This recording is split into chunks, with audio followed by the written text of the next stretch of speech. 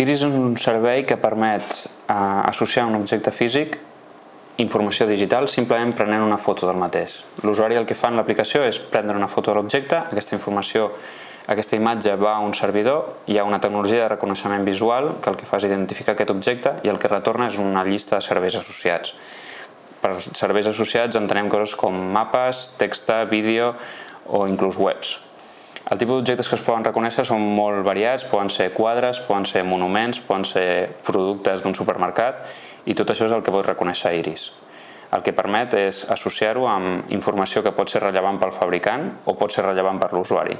Aplicacions possibles d'aquest projecte, per una banda es podria imaginar l'escenari en un museu on podríem fer una visita guiada enriquida, prendre una foto d'un quadre i a partir d'aquí desencadenar informació més extesa, com podria ser un vídeo sobre la vida de l'autor o una audioguia que ens pugui explicar més sobre aquell quadre.